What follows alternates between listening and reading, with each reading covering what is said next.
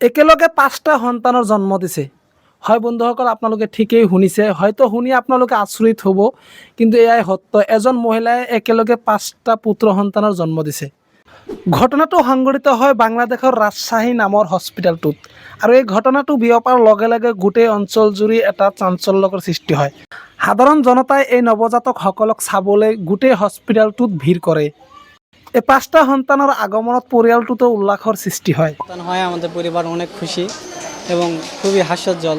তো মানে আমার বরাবর কোনো মেয়ে ছেলে ছিল না, সে ছেলে আশা করছিল একবারে 5 ছেলে হয়েছে। সে দেখেছি 2টা 3টা ছেলেও হয় মেয়েও হয় আমার বয়সে, কিন্তু 5টা একবারে ছেলে হওয়া দেখিনি। 5 সন্তানৰ জন্ম দিয়া এই মহিলাজনীৰ নাম হ'ল মেৰিনা খাতুন। উল্লেখযোগ্য যে এই মহিলাজনীৰ আৰু 2টা কন্যা সন্তানো আছে। শুনো আহক এই সন্দৰ্ভত ডাক্তৰে কি কয়। আসলে বিরল ঘটনা বললে ভুল হবে, বরং আমরা এটাকে বলি যে একটি কম ঘটে এই ধরনের একটি ঘটনা, একটু অস্বাভাবিক ঘটনা।